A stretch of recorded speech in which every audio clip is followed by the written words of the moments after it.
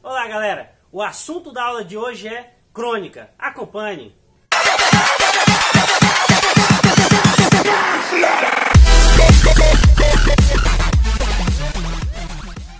Crônica. O que é crônica?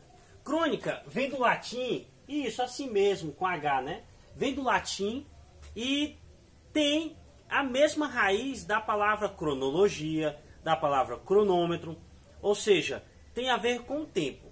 O que do tempo? A crônica ela registra um acontecimento de um momento em que você viveu ou que o seu personagem viveu ali, certo? E a crônica ela pode apresentar um fato real ou um fato não real. Eu vou dar um exemplo de uma crônica agora de Machado de Assis, que é, claro, é um ícone aí dos cronistas, que é o nascimento de uma crônica. Veja só esse texto. Há um meio certo de começar a crônica por uma trivialidade. É dizer, que calor, que desenfreado calor.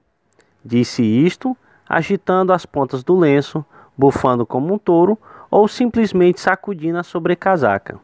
Resvala-se do calor aos fenômenos atmosféricos. Fazem-se algumas conjecturas acerca do Sol e da Lua, outras sobre a febre amarela, manda-se um suspiro a Petrópolis e lá glacias rompi. Está começada a crônica. Como você pôde perceber, a crônica ela nos dá assim uma liberdade para falar do que quiser. Então a crônica ela tem algumas características. Eu vou dizer essas características só para lhe ajudar aqui. Ó. Primeira característica: a crônica ela conta um fato do dia a dia, sabe, um fato que acontece normalmente, que você foi passando na rua e viu acontecendo ou que seu personagem viu. Segundo, a crônica ela é um texto curto. A crônica é um texto curto, não um texto de 2, 3 folhas, é um texto curto. E terceiro, a crônica apresenta um narrador que ele pode ser observador ou como ele pode ser personagem. O narrador pode estar na história. Bem? E por último, melhor, a linguagem de uma crônica, uma linguagem simples. Ou seja, é essa linguagem coloquial comum que você usa no dia a dia. Então, só para dar um exemplo, eu vou ler mais um trechinho de uma crônica. A crônica o título é A Última Crônica, de Fernando Sabino. Veja só que fato do dia a dia, assim, esse cronista, esse autor maravilhoso pôde escrever, sabe, de forma singular. Presta atenção nessa crônica. Ao fundo do botequim, um casal de pretos acaba de sentar-se, numa das últimas mesas de mármore ao longo da parede de espelhos. A compostura da humildade, na contenção de gestos e palavras, deixa-se acrescentar pela presença de uma negrinha de seus 3 anos, laço na cabeça, toda arrumadinha no vestido pobre, que se instalou também à mesa. Mal ousa balançar as perninhas curtas ou correr os olhos grandes de curiosidade ao redor. 3 seres esquivos que compõem em torno à mesa a instituição tradicional da família, célula da sociedade. Vejo, porém, que se preparam para algo mais do que matar a fome. Muito bem, aí você me pergunta, professor, qual é a estrutura de uma crônica? Vamos saber o que colocar ali no parágrafo primeiro, no segundo, no terceiro parágrafo. Na verdade, a crônica não tem muito com estrutura, não tem a ver com estrutura. Tem a ver com o que você deve pensar.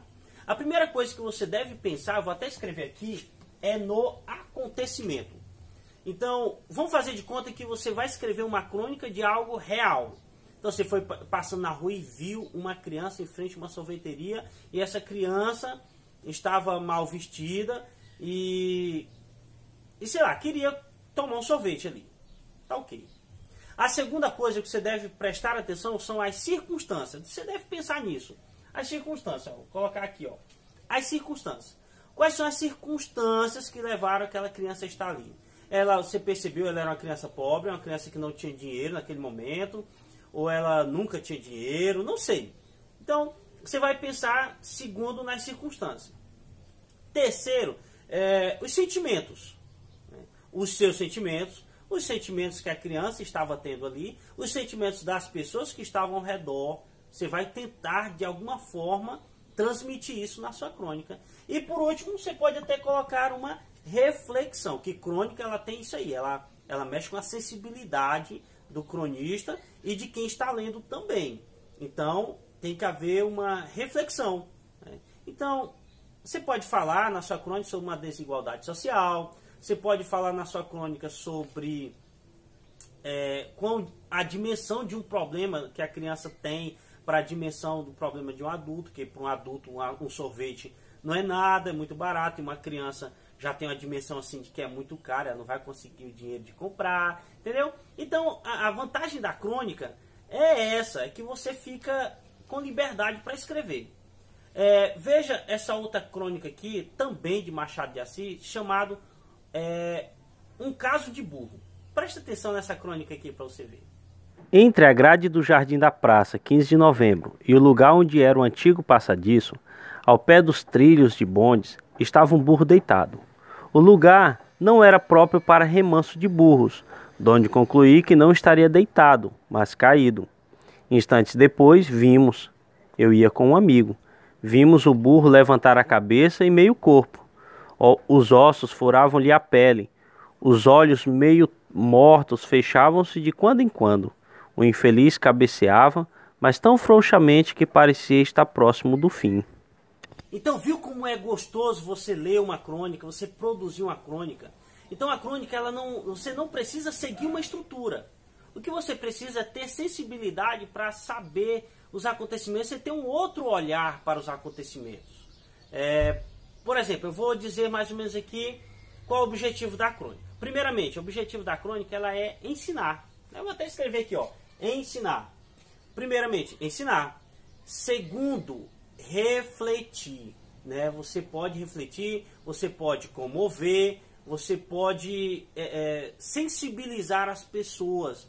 Você se sentiu sensibilizado e sensibilizar as pessoas com um acontecimento. Lembrando, é um fato, você pode relatar um fato do dia a dia, é muito simples, muito comum, porém você viu com outros olhos. É como alguém que tira uma fotografia de uma coisa tão comum, porém você viu lá o toque do artista. Pois você vai apresentar o toque do artista na sua crônica. Espero que vocês tenham gostado da aula de hoje.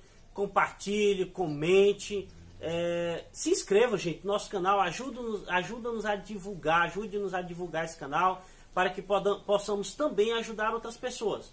E lembre-se que esse estudo de hoje não é para substituir o estudo de uma vida inteira, apenas para esclarecer, para lhe ajudar no momento assim de dúvida sobre a sua prova, concurso público, Olimpíadas de Língua Portuguesa, vestibular. Então, até o próximo vídeo, até a próxima aula.